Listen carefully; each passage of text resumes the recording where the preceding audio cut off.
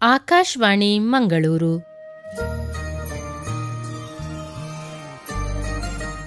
ಅಂತಾರಾಷ್ಟ್ರೀಯ ಯೋಗ ದಿನದ ಸಂದರ್ಭದಲ್ಲಿ ಜಿಲ್ಲಾ ರಾಜ್ಯೋತ್ಸವ ಪುರಸ್ಕೃತ ಯೋಗ ಗುರು ಎಂ ಜಗದೀಶ ಶೆಟ್ಟಿ ಬಿಜಯ್ ಇವರೊಡನೆ ಸಂದರ್ಶನ.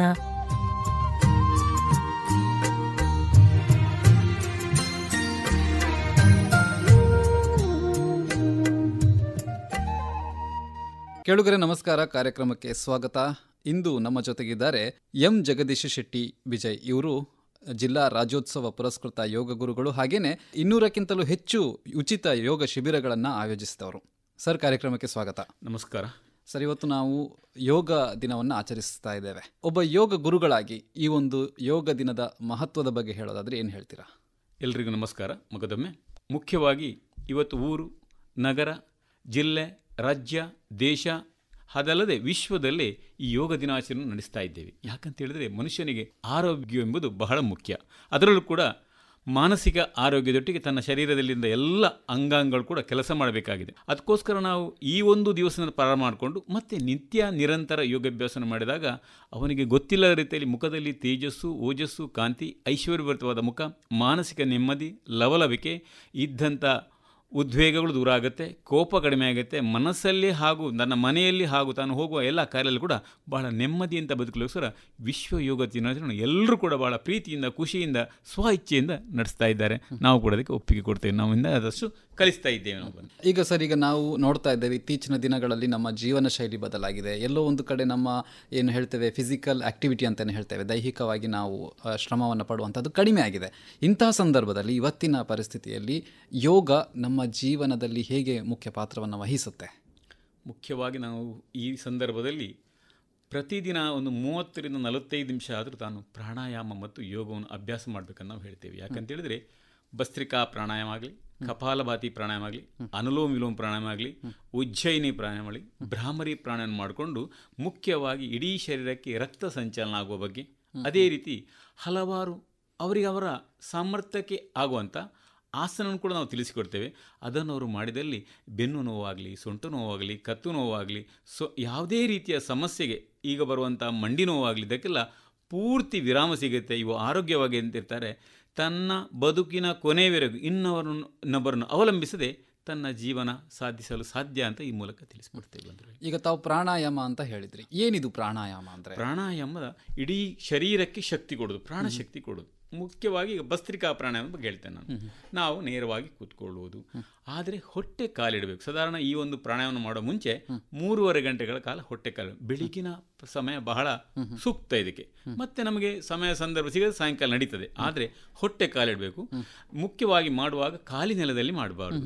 ಒಂದು ಯೋಗ ಮ್ಯಾಟ್ ಅಥವಾ ಬೆಡ್ಶೀಟ್ ಅಥವಾ ಚಾಪೆ, ಆದಷ್ಟು ಸಾಧ್ಯವಾದಷ್ಟು ಉತ್ತರ ದಿಕ್ಕಿಗೆ ಅಥವಾ ಪೂರ್ವ ದಿಕ್ಕಿಗೆ ಕೂತ್ಕೊಂಡು ಮಾಡಿದರೆ ಬಹಳ ಒಳ್ಳೆಯದು. ಸ್ವಲ್ಪ ಸೂರ್ಯನ ಬೆಳಕು ಬರುವ ಹಾಗೆ ಆ ರೀತಿ ಕೂತ್ಕೊಂಡು ಕೈಯಲ್ಲಿ ಯಾವುದಾದ್ರೂ ಮುದ್ರೆ, ಚಿನ್ನ ಮುದ್ರೆ ಆಗ್ಬೋದು ಅಥವಾ ವಾಯು ಮುದ್ರೆ ಆಗ್ಬೋದು, ಯಾವುದಾದ್ರೂ ಒಂದು ಮುದ್ರೆಯಲ್ಲಿ ಕೂತ್ಕೊಂಡು ಕಣ್ಣನ್ನು ಮುಚ್ಚಿಕೊಂಡು ಬೆನ್ನು ನೇರ, ಕತ್ತು ನೇರ, ತಾವು ಕೂತ್ಕೊಳ್ಳುವಂಥ ಆಸನ ಸುಖಾಸನಲ್ಲಿ ಕೂತ್ಕೊಳ್ಳಿ, ಪದ್ಮಾಸನಲ್ಲಿ ಕೂತ್ಕೊಳ್ಳೋದು, ವಜ್ರಾಸನಗಳು, ಯಾವುದೇ ತಮಗೆ ಅನುಕೂಲ ಆಗುವಂಥ ಆಸನಲ್ಲಿ ಕೂತ್ಕೊಂಡು, ಏನೂ ಸಾಧ್ಯ ಇಲ್ಲ ತುಂಬ ವೃದ್ಧರಿದ್ದರೆ ಚೇರಲ್ಲಿ ಕೂತ್ಕೊಂಡು ಕೂಡ ಕಣ್ಣನ್ನು ಮುಚ್ಚಿಕೊಂಡು 2 ಮೂಗಿನ ಪೊರಳೆಗಳಿಂದ ನಿಧಾನವಾಗಿ ಪೂರ್ತಿಯಾದ ಉಸಿರನ್ನು ತೆಕ್ಕೊಂಡು ಸಂಪೂರ್ಣವಾಗಿ ಉಸಿರನ್ನು ಖಾಲಿ ಮಾಡುತ್ತಾ ಬರೋದು. ಈ ರೀತಿ 10 ಬಾರಿ ಕಣ್ಣನ್ನು ಮುಚ್ಚಿಕೊಂಡು ಉಸಿರನ್ನು ತೆಕ್ಕೊಂಡು ಸಂಪೂರ್ಣವಾದ ಉಸಿರನ್ನು ಖಾಲಿ ಮಾಡುವಾಗ ಅವನಿಗೆ ಭಸ್ತ್ರಿಕಾ ಪ್ರಾಣಾಯಾಮ. ಇದರಿಂದ ಮುಖ್ಯವಾಗಿ ಶೀತ, ನೆಗಡಿ, ಕೆಮ್ಮು, ಬಹಳ ಸಮಯದ ದಮ್ಮು ಎಂಬ ರೋಗ ಗುಣ ಆಗುತ್ತೆ. ಆಗಾಗ ಬರುವಂಥ ತಲೆನೋವು, ತಲೆಭಾರ ಕಡಿಮೆ ಆಗುತ್ತೆ. ಮೈಗ್ರೀನ್ ಅಂತ ಸೈನಸ್ ಅಂತ ರೋಗ ಕೂಡ ನಿವಾರಣೆಗೆ ಬಹಳ ಪೂರಕವಾಗಿದೆ. ಮುಖ್ಯವಾಗಿ ಮೆದುಳು ಚುರುಕಾಗುತ್ತೆ, ಶರೀರ ಹಗುರವಾಗುತ್ತೆ. ಈ ಪ್ರಾಣಾಯಾಮ ಒಂದು ಪ್ರಾಣಾಯಾಮ. ಅದರಲ್ಲಿ 2ನೇ ಪ್ರಾಣಾಯಾಮ ಅನುಲೋಮ ವಿಲೋಮ ಪ್ರಾಣಾಯಾಮ ಅಂತ. ನೇರವಾಗಿ ಕೂತ್ಕೊಂಡು ಬಲಮೂಗನ್ನು ಮುಚ್ಚಿ ನಿಧಾನವಾಗಿ ಎಡಮೂಗಿಂದ ಉಸಿರನ್ನು ತೆಕ್ಕೊಂಡು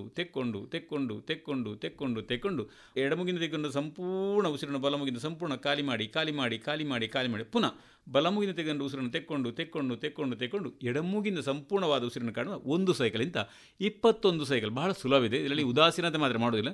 ಇದರಿಂದ ನಿಮ್ಗೆ 1-2 ಅಲ್ಲ, ಮುಖ್ಯವಾಗಿ ಹೃದಯದಲ್ಲಿ ಆಗುವಂಥ ಯಾವುದೇ ತಡೆ, ಬ್ಲಾಕೇಜ್ ಆಗಲಿ, ಇದು ಸಂಪೂರ್ಣ ಕ್ಲಿಯರ್ ಆಗುತ್ತೆ. ಹೃದಯದ ಯಾವುದೇ ತೊಂದರೆಗಳು ಬರುವುದಿಲ್ಲ. 2ನೇದಾಗಿ ತಲೆಯಲ್ಲಿ ಈ ರೀತಿಯ ಬ್ಲಾಕೇಜ್ ಆದರೆ ಬ್ರೈನ್ ಹೆಮರೇಜ್, ಪಾರ್ಕಿನ್ಸನ್ ನಮ್ಮ ರೋಗದಿಂದ ಕೂಡ ತಡೆಗಟ್ಟುವುದು. ಮೂರನೇದಾಗಿ ಈ ರೀತಿಯ ತಡೆಗೆ ಹೊಟ್ಟೆಯೊಳಗಿದ್ದರೆ ಜೀರ್ಣಕ್ರಿಯೆ ಆಗದೆ ಮಲಬದ್ಧತೆಯ ಸಮಸ್ಯೆ ಉಂಟಾಗಿ ಹಲವು ರೋಗ ಬರದಂತೆ ತಡೆಗಟ್ಟಲಿ ಇದು ಪೂರ್ತಿ ಆಗುತ್ತೆ. ಅದರೊಟ್ಟಿಗೆ ಅನುಲೋಮ ವಿಲೋಮದಲ್ಲಿ ಇಡೀ ಶರೀರದ ಬೊಜ್ಜು ಕರಗಲು ಬಹಳ ಪೂರಕವಾಗಿದೆ. ಅದಲ್ಲದೆ ಏಕಾಗ್ರತೆ ಜಾಸ್ತಿ ಆಗುತ್ತೆ, ಮಕ್ಕಳಿಗೆ ಇದರಿಂದ ಜ್ಞಾಪಕ ಶಕ್ತಿ ವೃದ್ಧಿ ಆಗುತ್ತೆ, ಎಲ್ಲದರಲ್ಲೂ ಆಸಕ್ತಿ ಬರುತ್ತೆ ಅಂತ ಹೇಳಲಿಕ್ಕೆ ಸಂತೋಷ ಪಡ್ತೇನೆ. ಈಗ ತಾವು ಪ್ರಾಣಾಯಾಮದ ಬಗ್ಗೆ ಹೇಳಿದ್ರಿ, ನೀವು ಯೋಗದ ಬಗ್ಗೆ ಮಾತಾಡೋದಾದರೆ ಇದರೊಂದು ಸಾಂಪ್ರದಾಯಿಕ ಪದ್ಧತಿ ಹೇಗಿರುತ್ತೆ? ನಾವು ನಿತ್ಯ ಬೆಳಗಿನ ಜಾವ 5:30 ಗಂಟೆಯಿಂದ 6:30 ಗಂಟೆಯ ಕ್ಲಾಸ್ ಒಂದು ಬೇರೆ ಇದೆ ನಮ್ಮದು. ಈ ಬೆಳಗಿನ ಜಾವ ಬ್ರಾಹ್ಮಿ ಮುದ್ರ ಎಲ್ಲದಕ್ಕೂ ಬಹಳ ಸೂಕ್ತ. ಪ್ರಥಮವಾಗಿ ನಾವು ಓಂಕಾರದ 3 ಅಂದರೆ ಭಗವಂತನಿಗೆ ಬಹಳ ಖುಷಿಯಾದ ದೀರ್ಘವಾದ ಉಸಿರನ್ನು ತೆಗೆದುಕೊಂಡು ಬಹಳ ಖುಷಿಯಿಂದ ಓಂಕಾರ ನಾವು ಹೇಳುವುದಲ್ಲಿ. ಆಮೇಲೆ ನಾವು ಮುಖ್ಯವಾಗಿ ಓಂ ತ್ರಯಂಬಕಂ ಒಂದು ಮಂತ್ರ, ಅದೇ ರೀತಿ ಶಾಂತಿ ಮಂತ್ರ ಹೇಳುತ್ತಾ ಮೊದಲಿಗೆ ನಾವು ಸ್ವಲ್ಪ ನಿಂತು ವಾರ್ಮಿಂಗ್ ಎಕ್ಸಸೈಸ್ ಮಾಡ್ತೇವೆ. ಸ್ವಲ್ಪ ಕೈಯನ್ನು ಆಚೆ, ಕಾಲನ್ನು ಆಚೆ, ಸ್ವಲ್ಪ ಕಾಲನ್ನು ಮೇಲೆ ಎನ್ಗೀಚೆ.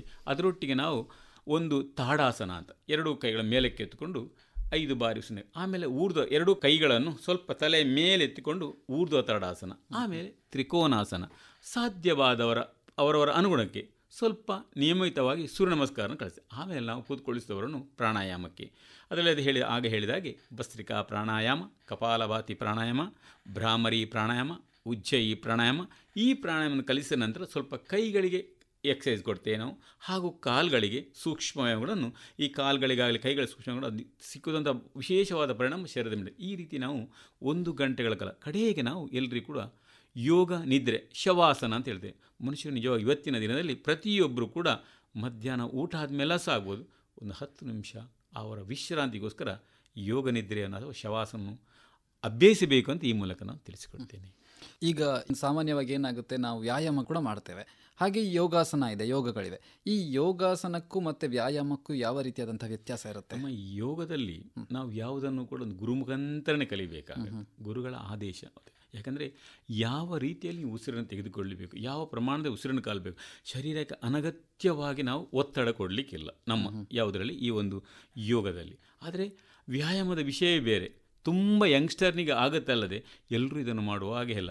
ಇದನ್ನು ಕೊನೆಯವರೆಗೆ ಮಾಡಲಿಕ್ಕಾಗತ್ತೆ. ಇದು ಯಾವ ವಯಸ್ಸು, ಒಂದು ವೇಳೆ ಇವತ್ತು ಏನು ಕೂಡುದಲ್ಲ ಮಲಗಿದ್ದವ ಪ್ರಾಣಾಯಾಮ ಮಾಡಿದರೆ, ಯೋಗ ಮಾಡಿದರೆ ಎದ್ದು ಕೂತ್ಕೊಳ್ತಾನೆ, ಎದ್ದು ಕೂತ್ಕೊಂಡು ಸ್ವಲ್ಪ ಆಚೀಚೆ ನಡೀತಾನೆ, ನಡೆಯುವವನು ಸ್ವಲ್ಪ ಓಡ್ತಾನೆ. ಈ ರೀತಿಯ ಒಂದು ವಿಚಾರ ನಮ್ಮ ನೀವು ಹೇಳಿದಂಥ ಯೋಗ ಮತ್ತು ಪ್ರಾಣಾಯಾಮಗಳಿದೆ. ಇದನ್ನು ನಾವು ಅದಕ್ಕೋಸ್ಕರ ಹೆಚ್ಚಾಗಿ ಮಾಡಿ ಆರೋಗ್ಯವಾಗಿರ್ತೇವೆ, ಸ್ವಸ್ಥವಾಗಿರ್ತೇವೆ ಎಂಬ ವಿಶೇಷವಾಗಿ ಜೀರ್ಣಕ್ರಿಯೆ, ಮಲಬದ್ಧತೆ ಸಮಸ್ಯೆಗೆಲ್ಲ ಇದು ಬಹಳ ಪೂರಕವಾಗ್ತದೆ ಅಂತ ಹೇಳ್ತೀವಿ. ಈಗ ತಾವು ಹೇಳಿದ್ರಿ ಇದನ್ನು ಗುರುಮುಖೇನ ಕಲಿಬೇಕು ಅಂತ ಹೇಳಿ. ಆದರೆ ಇವತ್ತು ಏನಾಗ್ತಾ ಇದೆ, ಹೆಚ್ಚಾಗಿ ನಗರಗಳಲ್ಲಿ ಜನರಿಗೆ ಗುರುಗಳು ಸಿಗ್ತಾ ಇಲ್ವೋ ಅಥವಾ ಬೇರೆ ಅವರ ಜೀವನದ ಒಂದು ಒತ್ತಡವೋ ಏನೋ ಗೊತ್ತಿಲ್ಲ, ಅವರು ಯೂಟ್ಯೂಬ್ ಅಥವಾ ಬೇರೆ ಬೇರೆ ಆನ್ಲೈನ್ ಪ್ಲ್ಯಾಟ್ಫಾರ್ಮ್ಗಳಲ್ಲಿ ನೋಡಿ ಕಲಿತಿರ್ತಾರೆ. ಇದು ತಮ್ಮ ಪ್ರಕಾರ ಒಬ್ಬ ಯೋಗ ಗುರುಗಳಾಗಿ ಇದು ಎಷ್ಟು ಸರಿ ಎಷ್ಟು ತಪ್ಪು ಅಂತ ಹೇಳ್ತೀರಾ? ನಾನು ಹೇಳುವುದೇನಂತ ಹೇಳಿದ್ರೆ, ಉಸಿರು ತೆಗೆದುಕೊಳ್ಳುವುದು ಮೂಗಿನಿಂದ, ಉಸಿರು ಖಾಲಿ ಮಾಡುವ ಮೂಗಿನಿಂದ ಮೊದಲನ ಇದು ಗೊತ್ತಿರಬೇಕು ಅವರಿಗೆ. ಯಾವುದೇ ಪ್ರಾಣಾಯಾಮದಲ್ಲಿ 3 ಹಂತ ಇರ್ತದೆ, ನಿಧಾನಗತಿ, ಮಧ್ಯಮ, ತೀವ್ರಗತಿ ಅಂತ ಹೇಳ್ತಾರೆ. ಸೊ ಯಾಕಂದರೆ ಅವರವರ ಪ್ರಾಯಕ್ಕೆ ಅವರವರ ಸಾಮರ್ಥ್ಯ, ಕೆಲವು ಅನಾರೋಗ್ಯಗಳು ಕೂಡ ನಮ್ಮಲ್ಲಿ ಬರ್ತಾರೆ. ಸೊ ನಾವಾಗ ಏನು ಹೇಳಬೇಕು, ಅವರಿಗೆ ಬಹಳ ನಿಧಾನವಾಗಿ ಕಲಿಸುವಂಥ ವಿಷಯ ನಮ್ಮಲ್ಲಿ ಇರಬೇಕು. ಮತ್ತು ಕೆಲವರಿಗೆ ನಾವು ಬೇಕಾದವರಿಗೆ ಅವರವರ ಎಂತೆಂಥ ಸಮಸ್ಯೆಗೆ ತಕ್ಕ ನಾವು ಯೋಗವನ್ನು ಕಲಿಸುವ. ಅದರಿಂದ ಅದು ಗೊತ್ತಿರಬೇಕು. ಅಲ್ಲಿ ಮಾಡ್ತಾರೆ ಅಂತೇಳಿ ಇಲ್ಲಿ ಮಾಡಲಿಕ್ಕೆ ಹೋದರೆ ಆಗಲಿಕ್ಕಿಲ್ಲ. ಕಾಲನ್ನು ಮೇಲೆತ್ತಿ ಒಂದೇ ದಿವಸ ಮೇಲೆತ್ತುವುದಲ್ಲ, ಪ್ರತಿದಿನ ಒಂದೊಂದು ಹೆಜ್ಜೆ ಮೇಲೆತ್ಕೊಂಡು ಯಾವ್ಯಾವ ರೀತಿ ಮಾಡಬೇಕಂತ ನಾವು ಹೆಜ್ಜೆಯನ್ನು ಕಲಿಸ್ತೇವೆ ಗುರುಗಳಾಗಿ. ಬೇರೇನಲ್ಲ, ನಮ್ಮದು ಭಗವಂತ ಮತ್ತು ಗುರುಗಳು ಕಲಿಸಂತ ನಾವು ಕಲಿಸೋದು. ಅದರಿಂದ ಆ ಯೂಟ್ಯೂಬಲ್ಲಿ ಮಾಡಿದಾಗ ತುಂಬ ತೊಂದರೆಗಳು ಬರುತ್ತೆ ಗೊತ್ತಿಲ್ಲದ ರೀತಿಯಲ್ಲಿ, ಒಮ್ಮೆಲೆ ತೀವ್ರಗತಿಯಲ್ಲಿ ಹೋಗುವ ಹಾಗಿಲ್ಲ. ಅದಲ್ಲದೆ ಒಂದು ವೇಳೆ ಶಸ್ತ್ರಚಿಕಿತ್ಸೆ ಆಗಿದ್ದರೆ 6 ತಿಂಗಳಿಗೆ ಮಾಡಲಿಕ್ಕಿಲ್ಲ.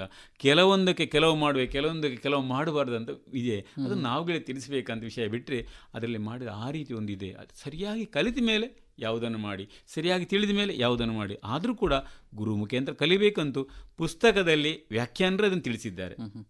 ಈಗ ಸಾಮಾನ್ಯವಾಗಿ ಸಾಮಾನ್ಯವಾಗಿ ಅವರು ಆರೋಗ್ಯವಂತರು ಅಂತ ನಾವು ಅಂದುಕೊಳ್ಳೋದಾದರೆ ಅವರು ಯಾವ ರೀತಿಯಾದ ಆಸನಗಳನ್ನು ಮಾಡಬಹುದು? ಅವರಿಗೆ ಸಾಧಾರಣ ಯಾವ ಆಸನವನ್ನು ಕೂಡ ಮಾಡಲಿಕ್ಕೆ ಆಗುತ್ತೆ ಸರ್, ಯಾವುದೇ. ಈಗ ವೃಕ್ಷಾಸನ ಭಾಳ ಚಂದವಾಗಿ ಮಾಡಲಿಕ್ಕೆ ಆಗುತ್ತೆ ಅವರಿಗೆ. ಸರ್ವಾಂಗಾಸನ ಅದನ್ನು ಚೆನ್ನಾಗಿ ಮಾಡಲಿಕ್ಕೆ, ಯಾಕಂದರೆ ಸರ್ವಾಂಗಾಸನ ಮಾಡಿದಾಗ ತಮ್ಮ ಸಂಪೂರ್ಣ ಕಾಲಿನ ಪಾದದಿಂದ ಶಿರದವರೆಗೆ ರಕ್ತ ಸಂಚಲನ ಆಗಿ ಮೆದುಳು ಸಂಪೂರ್ಣ ಚುರುಕಾಗುತ್ತೆ, ನೆನಪಿನ ಶಕ್ತಿ, ಜ್ಞಾಪಕ ಶಕ್ತಿ ಹೆಚ್ಚಾಗುತ್ತೆ, ಪುನಃ ಲವಲೇಗೊಳಿಸಿರುತ್ತೆ. ಅದನ್ನು ಮಾಡ್ಬೋದು ಅವರಿಗೆ. ವಜ್ರಾಸನಲ್ಲಿ ಕೂತ್ಕೊಳ್ಳಿಕ್ಕಾಗುತ್ತೆ, ಶರೀರ ವಜ್ರಂತ ಆಗುತ್ತೆ. ಪದ್ಮಾಸನಲ್ಲಿ ಕೂತ್ಕೊಳ್ಳಿಕ್ಕಾಗತ್ತೆ. ಯಾವ ರೀತಿಯ ಆಸನ ನೀವು ಹೇಳಿದರೂ ಕೂಡ ಮಾಡುವಂಥ ಉತ್ಕಟಾಸನ ಆಗಲಿ, ತ್ರಿಕೋನಾಸನ ಆಗಲಿ, ವಜ್ರಾಸನ ಆಗಲಿ, ಪದ್ಮಾಸನ ಆಗಲಿ, ಇಂಥ ಯಾವುದೇ ಆಸನ ಮಾಡಿ ಅವರು ಯೋಗ್ಯರು ಮಾಡುವಂಥ ಇವೆಲ್ಲ ವ್ಯವಸ್ಥೆ, ಸರ್ವಾಂಗಾಸನ ಆಗಲಿ ಸೂಕ್ತ ವಜ್ರಾಸನ ಆಗಲಿ ಯಾವುದನ್ನು ಕೇಳಿದರೂ ಮಾಡಲಿಕ್ಕಾಗುತ್ತೆ ಅವರಿಗೆ. ತಾವು ಆಗಲೇ ಹೇಳಿದ್ರಿ, ಈಗ ಇತ್ತೀಚಿನ ದಿನಗಳಲ್ಲಿ ಸೊಂಟ ನೋವು, ಬೆನ್ನು ನೋವು ಅನ್ನುವಂಥದ್ದು ಜಾಸ್ತಿ ಆಗ್ತಾ ಇದೆ ಅಂತ ಹೇಳಿ.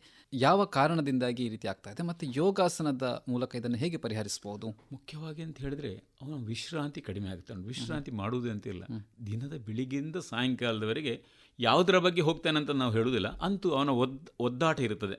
ತಪ್ಪಲ್ಲ, ಇರ್ಬೋದು, ಆದರೆ ಅದು ಸಾಧ್ಯ ಇಲ್ಲ. ಇವತ್ತಿನ ಆಹಾರ ಪದ್ಧತಿಯಲ್ಲೇ ಆಗಲಿ ಜೀವನ ಶೈಲಿಯಲ್ಲೇ ಆಗಲಿ ಮನುಷ್ಯ ಬದಲಾವಣೆ ಮಾಡದೆ ಈ ಒಂದು ಸೊಂಟ ನೋವು, ಬೆನ್ನು, ಈಗ ನಾವು ಕೂತ್ಕೊಂಡು ಕಂಪ್ಯೂಟರ್ಲಿ ಕೂತ್ಕೊಂಡಾಗ ಕೂಡ ಶರೀರದ ಯಾವುದೇ ಭಾಗ ಚಲನವಲನವಾಗುವುದಿಲ್ಲ. ಅಂಥ ಸಂದರ್ಭ ಹೇಳೋದು ಮುಖ್ಯವಾಗಿ ಮೊದಲಿಗೆ ನೆಲದ ಮೇಲೆ ಅಂಗಾತವಾಗಿ ಮಲ್ಕೊಂಡು 10 ನಿಮಿಷ ಆದರೂ ಕೂಡ ಉಸಿರಾಟದ ಗತಿಯೊಂದಿಗೆ ಇರುವುದು ಒಂದು. ಎರಡನೇ, ನಿಧಾನವಾಗಿ ಬಲಕಾಲನ್ನು ಸ್ವಲ್ಪ 1 ಫೀಟ್ನಷ್ಟು ಮೇಲೆತ್ತಿ ಒಂದು 10 ಕೌಂಟ್ ನಿಧಾನವಾಗಿ ಮಾಡೋದು.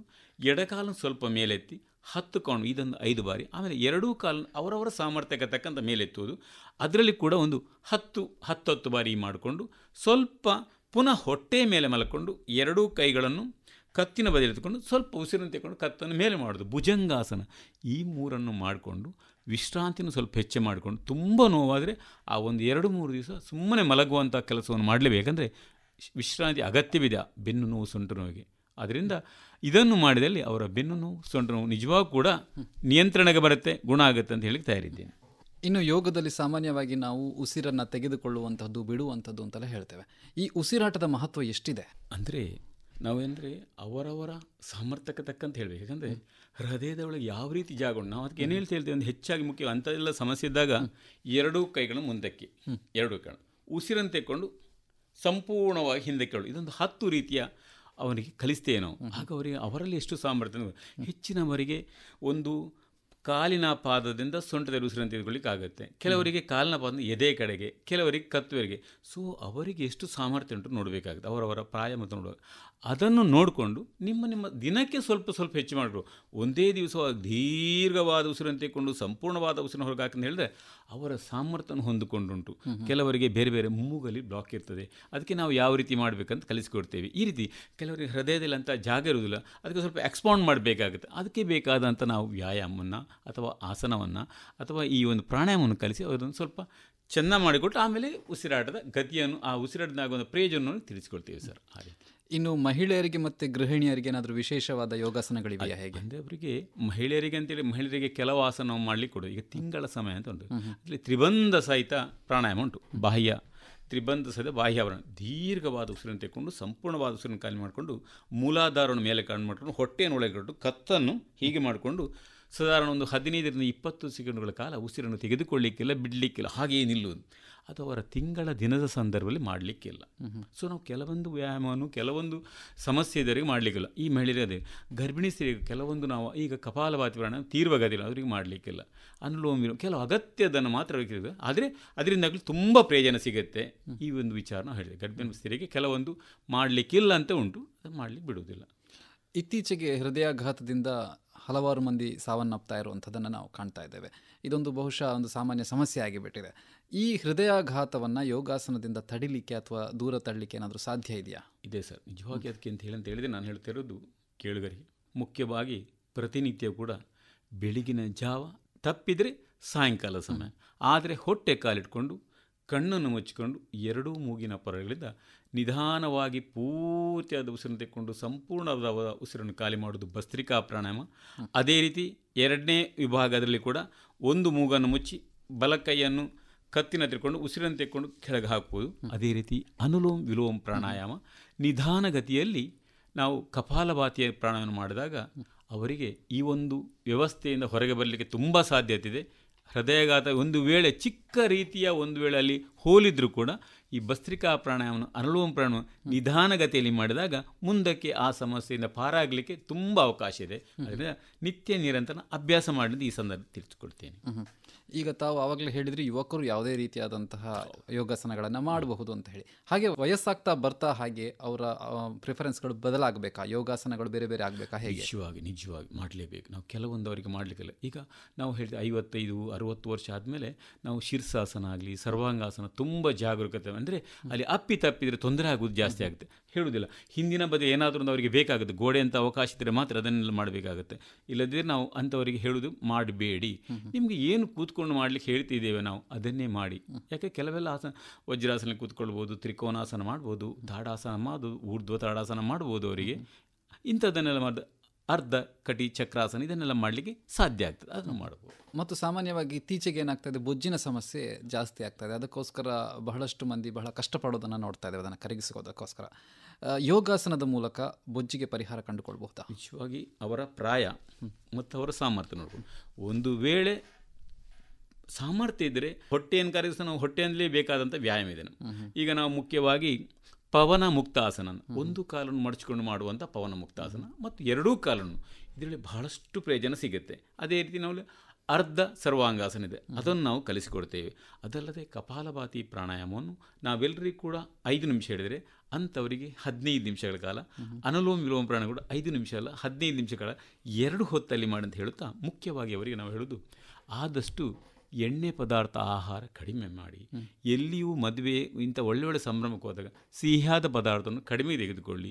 ರಾತ್ರಿಯ ಊಟ ತುಂಬ ಕಡಿಮೆ ಮಾಡಿಕೊಂಡು ಸಾಧಾರಣ 6:30 ಗಂಟೆ ಒಳಗೆ ಮುಗಿಸಿ ಅಂತ ಹೇಳ್ತೀವಿ. ಯಾವುದೇ ಪಾರ್ಟಿಗೆಲ್ಲ ಹೋದರೂ ಕೂಡ ನೀವು ತೆಗೆದುಕೊಳ್ಬೇಕು, ಎಲ್ಲಿ ಅದರಲ್ಲಿ ತರಕಾರಿ ಆದಂಥ ಒಂದು ತೆಕ್ಕೊಂಡು ಬಿಟ್ಟರೆ, ರಾತ್ರಿಯ ಊಟ ತೆಕ್ಕೊಂಡ್ರೆ ನಿಜವಾಗಲೂ ಕೂಡ 40 ದಿವಸಗಳಲ್ಲಿ ತುಂಬ ನಿಮ್ಮ ವೆಯ್ಟ್ ಲಾಸ್ ಆಗುತ್ತೆ, ನಿಮಗೆ ಖುಷಿ ಪಡ್ತೀವಿ ಅಂತ ಹೇಳ್ತೀವಿ. ಯಾಕಂದರೆ ಅವನ ಜೀವನ ಶೈಲಿ ಸಹ ಉಂಟು. ನಾವು ತಿಳಿಸುವಂಥ ಆ ಒಂದು ಅವ್ರಿಗೆ ಗೊತ್ತಿದ್ದಂಥ ಪ್ರಾಣಾಯಾಮ ಆಸನಗಳು ಸ್ವಲ್ಪ ದುಪ್ಪಟ್ಟು ಹೆಚ್ಚಿಗೆ 3 ಪಟ್ಟು ಹೆಚ್ಚು ಮಾಡಿ. ನಾವು 5 ನಿಮಿಷ ಮಾಡಲಿಕ್ಕೆ ಹೇಳ್ತೇವೆ ಅನುಲೋಮ ವಿಲೋಮ, 5 ನಿಮಿಷ ಕಪಾಲಭಾತಿ, ಇದನ್ನು 15 ನಿಮಿಷ 2 ಸಲ. ಸಾಯಂಕಾಲದ ಊಟ ಹೇಗೂ ಬೇಗ ಆಗುತ್ತೆ, 6:30 ಗಂಟೆ ಮುಗೀತದೆ. 8:30 ಗಂಟೆ ಮಲಗುವ ಮುಂಚೆ ಅನುಲೋಮ ಯಾವುದಾದ್ರೂ ಕೂಡ ಊಟ ಆದಮೇಲೆ ಮಾಡುವಂಥ ಒಂದು ವಜ್ರಾಸನ ಮತ್ತು ಅನುಲೋಮ ವಿಲೋಮ ಯಾವ ಸಂದರ್ಭದಲ್ಲಿ ಕೂಡ ಮಾಡಲಿಕ್ಕಾಗುತ್ತೆ. ಅದನ್ನು ನಾವು ಹೆಚ್ಚು ಮಾಡಿದಾಗ ಈ ಒಂದು ಸಂದರ್ಭದಲ್ಲಿ ಮತ್ತೆ ತನ್ನಷ್ಟಕ್ಕೆ ಅವರಿಗೆ ಆ ಒಂದು ಹೆಚ್ಚಿನ ಹಸಿವು ಕಡಿಮೆ ಆಗುತ್ತೆ. ತನಗೆ ಎಷ್ಟು ಬೇಕು ಅಷ್ಟೇ ಶರೀರಕ್ಕೆ. ಇನ್ನು ಈಗ ಮಾನಸಿಕ ಆರೋಗ್ಯದ ಬಗ್ಗೆ ಮಾತಾಡೋದಾದರೆ, ಈಗ ಯೋಗಾಸನ ಅನ್ನುವಂಥದ್ದು ನಾವು ಸಾಮಾನ್ಯವಾಗಿ ದೈಹಿಕವಾಗಿ ಮಾಡುವಂಥದ್ದು. ಹಾಗಾಗಿ ಇದು ದೇಹಕ್ಕೆ ಮಾತ್ರ ಅನುಕೂಲಕರವ ಅಥವಾ ಮನಸ್ಸಿಗೂ ಕೂಡ ಇದರಿಂದ ಏನಾದರೂ ಪ್ರಯೋಜನ ಇದೆಯಾ? ಉಂಟು.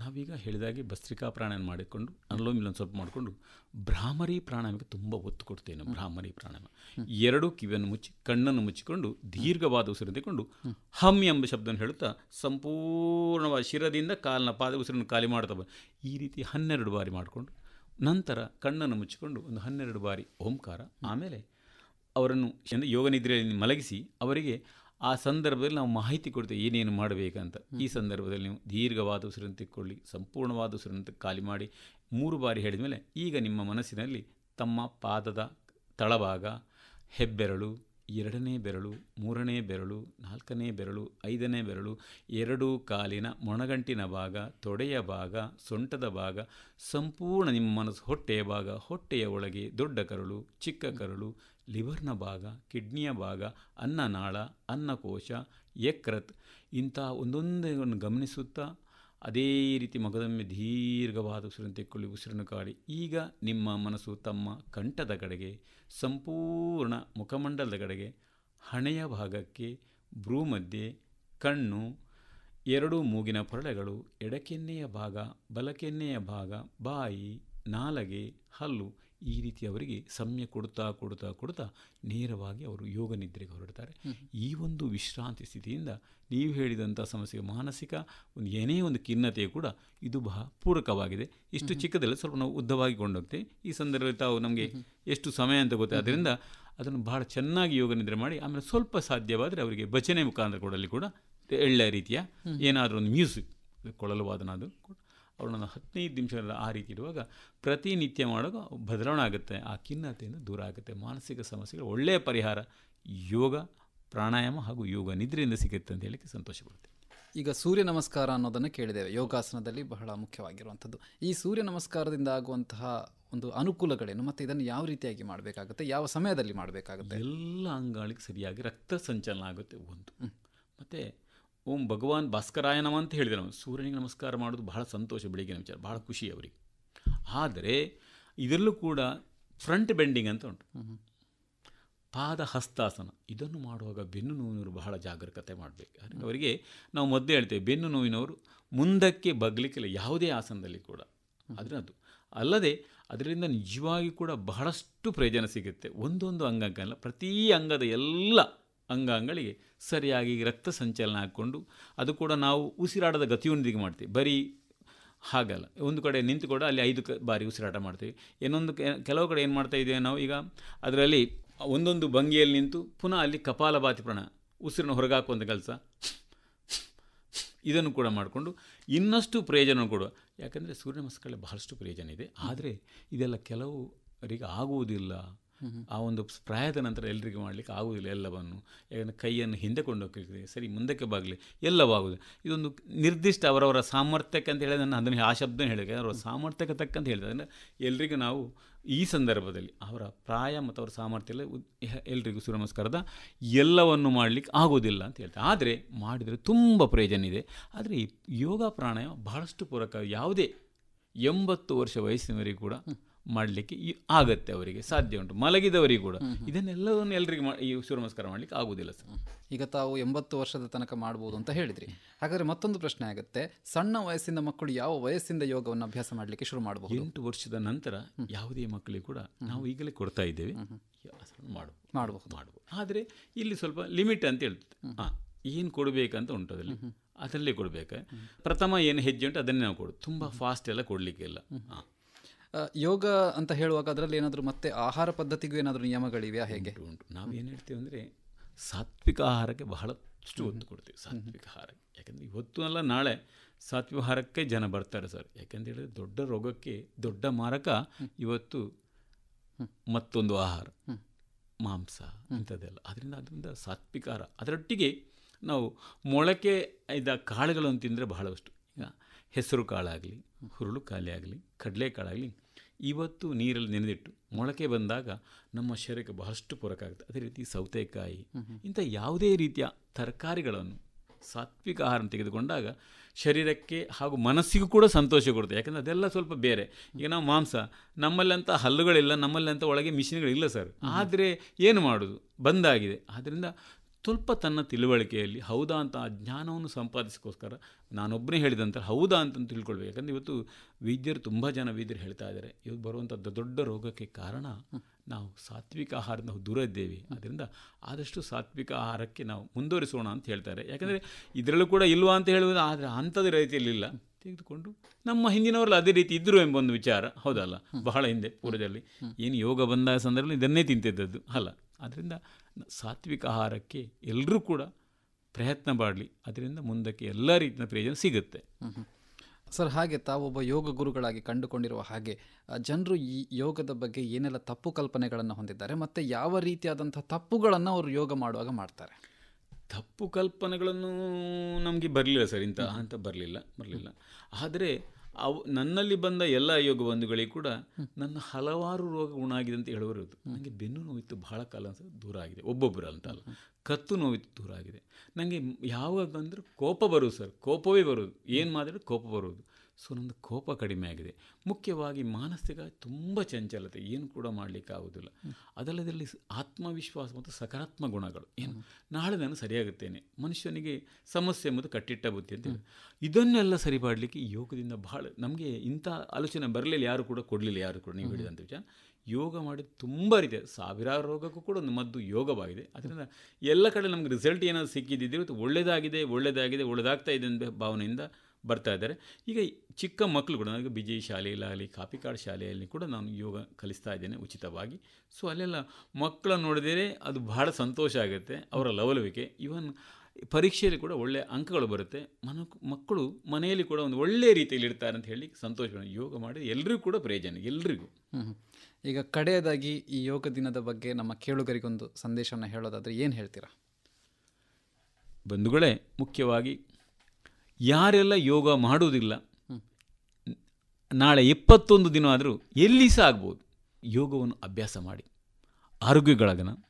ಮುಖ್ಯವಾಗಿ ಈ ದೇಶದ ಅಭಿವೃದ್ಧಿಗೆ ಧಾರ್ಮಿಕತೆ, ಸಾಹಿತ್ಯ, ಅದರೊಟ್ಟಿಗೆ ಯೋಗ ಪ್ರಾಣಾಯಾಮ ಸೇರಿದಾಗ ದೇಶದ ಅಭಿವೃದ್ಧಿ ಕೂಡ ಸಾಧ್ಯ ಆಗ್ತದೆ. ಅದರಿಂದ ನಮ್ಮ ಮನೆ ಅಂತಲ್ಲ, ನಮ್ಮ ಕುಟುಂಬ ಅಂತಲ್ಲ, ನಮ್ಮ ಊರು ಅಂತಲ್ಲ, ಇಡೀ ಜಿಲ್ಲೆ, ದೇಶ ವಿದೇಶಗಳಿಗೆ ಎಲ್ಲರೂ ಆರೋಗ್ಯವಿದ್ದರೆ ಬಹಳಷ್ಟು ಸಮಸ್ಯೆಗಳು ದೂರ ಆಗುತ್ತೆ, ನಮ್ಮ ಲವಲವಿಕೆ ಚೆಂದ ಆಗುತ್ತೆ, ನಾವು ಕೂಡ ಖುಷಿ ಪಡ್ತೇವೆ ಅಂತ ಹೇಳುತ್ತಾ ಓದುಗರಿಗೆ ನಿತ್ಯ ಯೋಗ ಮಾಡೋಣ, ಆರೋಗ್ಯವಾಗೋಣ ಅಂತ ಹೇಳ್ತಾ ನಮ್ಮ ಯೋಗ ಉಚಿತ, ಆರೋಗ್ಯ ಖಚಿತ ಎಂಬ ಒಂದು ವಿಶೇಷ ವಿಚಾರಣೆಯೊಂದಿಗೆ ಇವತ್ತಿನ ಕಾರ್ಯಕ್ರಮದಲ್ಲಿ ಇಷ್ಟು ಮಾತಾಡಲಿಕ್ಕೆ ಅವಕಾಶ ಕೊಟ್ಟಾಗಿ ನಮಸ್ಕಾರ. ಧನ್ಯವಾದಗಳು ಸರ್ ಕಾರ್ಯಕ್ರಮದಲ್ಲಿ ಭಾಗವಹಿಸಿದ್ದಕ್ಕೆ. ನಮಸ್ತೆ. ನಮಸ್ತೆ.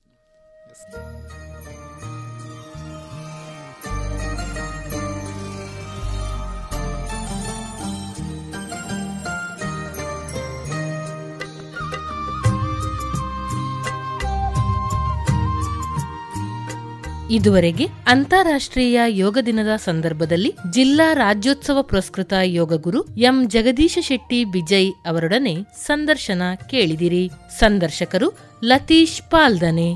ಈ ಕಾರ್ಯಕ್ರಮ ಇಲ್ಲಿಗೆ ಮುಗಿಯಿತು.